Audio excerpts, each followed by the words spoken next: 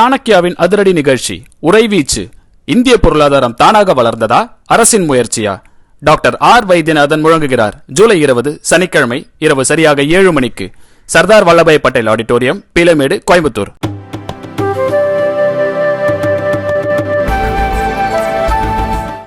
நீதிபதி சந்துரு அரசியல் பேச வேண்டும் என்றால் திமுகவில் இணைந்து பேச வேண்டும் எனவும், சுயலாபத்திற்காக அரசு அமைக்கும் குழுக்களில் இணைந்து பேச வேண்டாம் என்றும் தமிழக பாஜக தலைவர் அண்ணாமலை கண்டனம் தெரிவித்துள்ளார். இது தொடர்பாக அவர் வெளியிட்டுள்ள அறிக்கையில், பள்ளி கல்லூரி மாணவர்களிடையே ஜாதி இன உணர்வுகளால் உருவாகும் வன்முறைகளை தவிர்க்கவும் அதற்கான வழிமுறைகளை வகுக்கவும் தமிழக அரசு சார்பில் முன்னாள் நீதிபதி சந்துரு தலைமையில் ஒரு நபர் குழு அமைக்கப்பட்டது. இந்த குழுவின் அறிக்கை முதல்வர் ஸ்டாலினிடம் வழங்கப்பட்டு அதில் உள்ள பரிந்துரைகள் குறித்த விவரங்கள் வெளியாகின.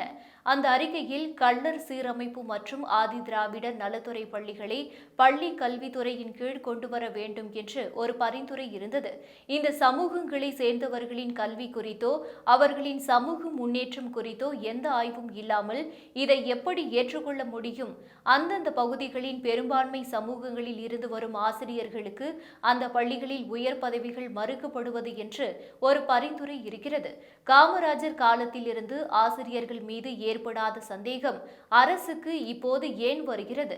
மாணவர்கள் நெற்றியில் விபூதி, குங்குமம் பூசுவதையும் கையில் புனித கயிற்றை கட்டுவதையும் தடுப்பது என்ற பரிந்துரையை இந்து சமயத்தின் அடையாள அழிப்பாகத்தான் பார்க்க முடியும்.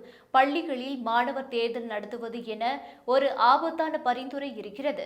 கல்லூரி தேர்தல்களில் புகுந்து திமுக உள்ளிட்ட கட்சிகள் மாணவ சமுதாயத்தை பாழ்படுத்தியது போதாதா? நூலகம், அறநெறி குறித்தெல்லாம் பேசி இவற்றை பற்றி பாஜகவுக்கு என்ன தெரியும் என்று சந்துரு கூறியுள்ளார். எரிந்து போன யாழ்ப்பாணம் நூலகத்தில் இந்திய புத்தகங்களுக்கான பகுதியை திறந்து வைத்து 16,000 புத்தகங்களை வழங்கியது பிரதமர் நரேந்திர மோடி அரசுதான். டாஸ்மாக் கடைகளை திறந்து வைத்திருக்கும் திமுக அரசின் குழுவில் இருந்து கொண்டு நூலகம், அறநெறி, கலாச்சாரம் குறித்தெல்லாம் சந்துரு எங்களுக்கு பாடம் நடத்த வேண்டாம். திமுக ஆட்சிக்கு வரும் முன்னர் ஏன் மாணவ சமுதாயத்தினரிடையே இதுபோன்ற ஜாதிய பிரிவினைகள் பெருமளவில் இல்லை என்பதே சந்துருவின் முதல் கேள்வியாக இருக்க வேண்டும். இந்த அறிக்கையில் காவிமயமாக்குதல் என்ற வார்த்தையை கூறியிருக்கும் போதே அவரது அரசியல் நிலைப்பாடு தெரிந்துவிட்டது.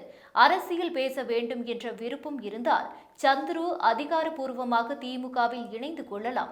அதை விடுத்து சுயலாபத்துக்காக அரசு அமைக்கும் குழுக்களில் அமர்ந்து கொண்டு திமுகவின் கொள்கைகளை குழு அறிக்கை என்ற பெயரில் மாணவர்கள் மீது திணித்தால் அதற்கான எதிர்ப்பும் நிச்சயம் இருக்கும் என்று அண்ணாமலை கண்டனம் தெரிவித்துள்ளார்.